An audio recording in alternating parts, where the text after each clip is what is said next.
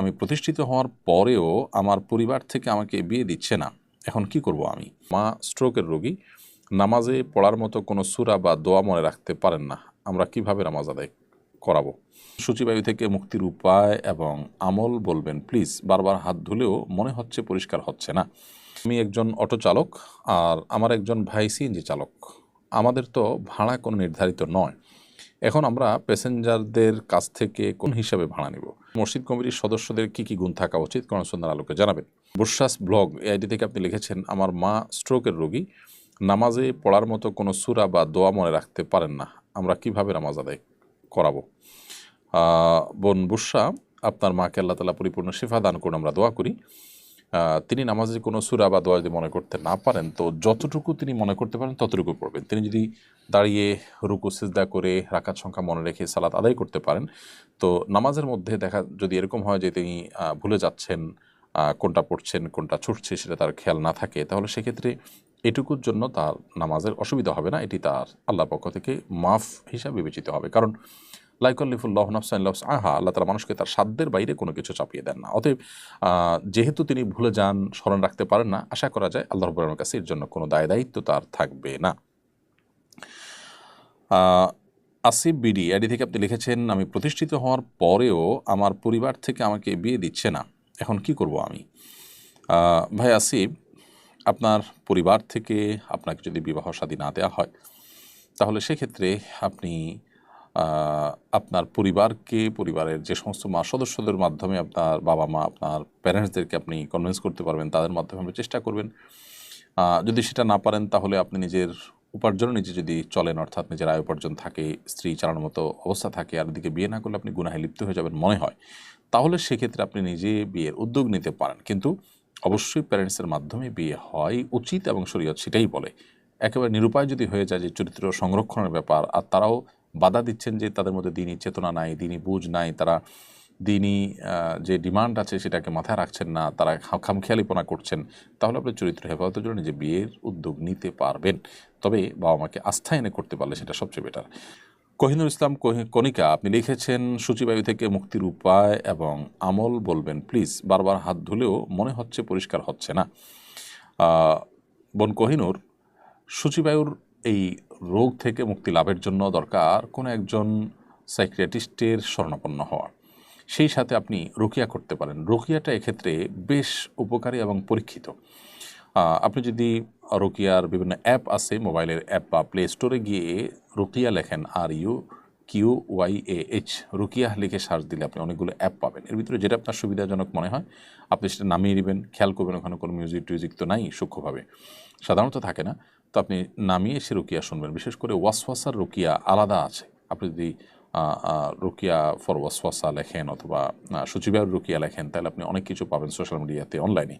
সেখান থেকে আপনি রুকিয়া নিয়মিত যদি করেন, অথবা কোনো রাকি যারা ঝাড়ফুঁক করান, ঢাকায় অনেক রাকি আছেন, রুকিয়ার অনেক গ্রুপ আছে সোশ্যাল মিডিয়াতে, রুকিয়া গ্রুপ, রুকিয়া সাপোর্ট গ্রুপ লিখলেও পাবেন। তাদের মাধ্যমে, সে রাকিদের মাধ্যমে আপনি রুকিয়া করাটা ইনশাআল্লাহ নিলে উপকার পাবেন। কারণ এটি রুকিয়ার যে মাধ্যমে আপনার সূচিবায়ুর ব্যাপারটা ভালো হওয়া, এটা আমার জীবনে বেশ অনেকগুলো ঘটনা আমার সামনে আছে, অর্থাৎ ভালো হওয়াটা এটা পরীক্ষিত। এমডি পরাণ, আপনি লিখেছেন, আমি একজন অটো চালক, আর আমার একজন ভাই সিএনজি চালক। আমাদের তো ভাড়া কোনো নির্ধারিত নয়। এখন আমরা প্যাসেঞ্জারদের কাছ থেকে কোন হিসাবে ভাড়া নিব? নাকি আমরা প্যাসেঞ্জার থেকে দরদাম করে যা নিতে পারি তাই নিব?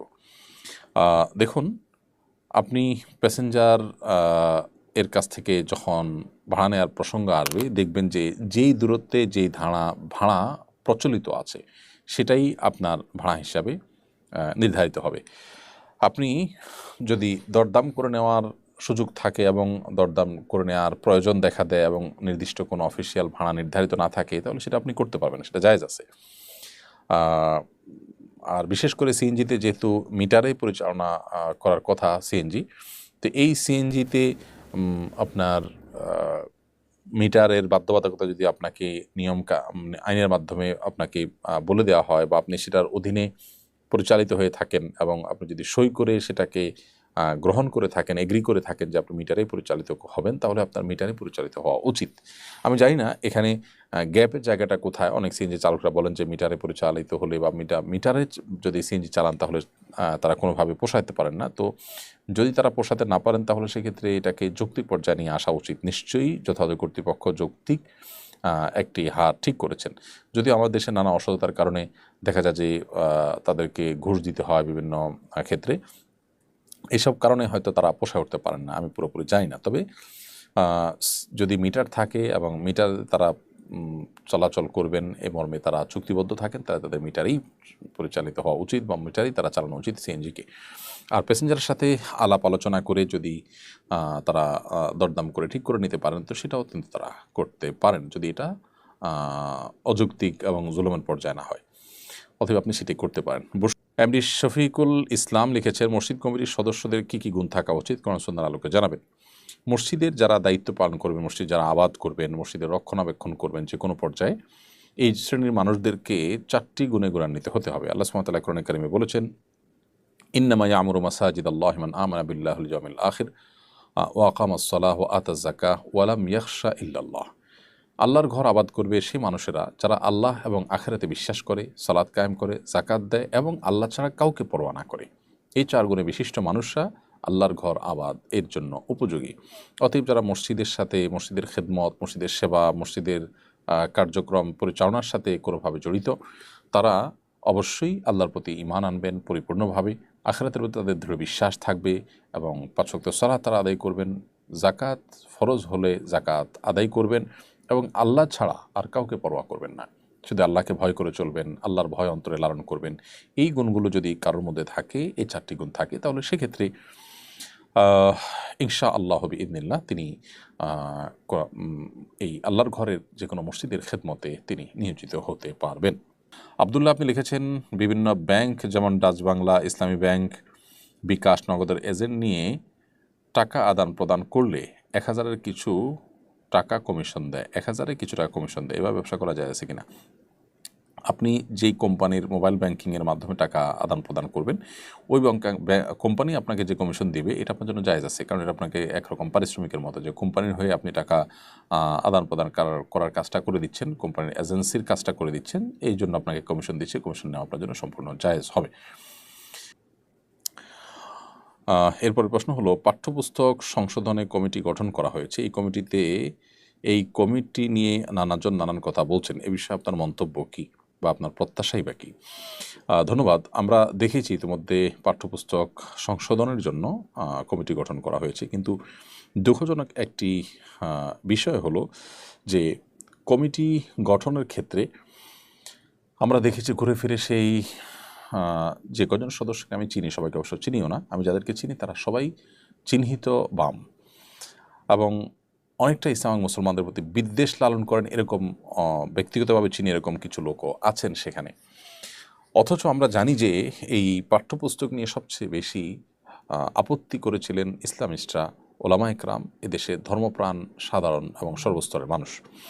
সেই রকম একটি পরিস্থিতিতে যাদের সবচেয়ে বেশি অভিযোগের জায়গা ছিল, আপত্তির জায়গা ছিল, যাদের আপত্তিকে আমল নিয়ে গভর্নমেন্ট বিগত গভর্নমেন্ট দু একটা সংশোধন আনতে বাধ্য হয়েছে, সেই লোকগুলোকে এই কমিটিতে তাদের কাউকে আমরা দেখলাম না। এটা খুবই দুঃখজনক এবং হতাশাজনক। কোনো অবস্থাতেই এটি আসলে গ্রহণযোগ্য হতে পারে না। এই কমিটিতে অবশ্যই বেশ কয়েকজন সদস্য রাখা উচিত ছিল যারা মুসলিমদেরকে কোনো না কোনোভাবে নেতৃত্ব দেন এবং মুসলিমদের কাছে যাদের প্রতি আস্থা আছে, যাদের প্রতি মুসলমানদের আস্থা আছে, এরকম মানুষদের রাখা উচিত ছিল।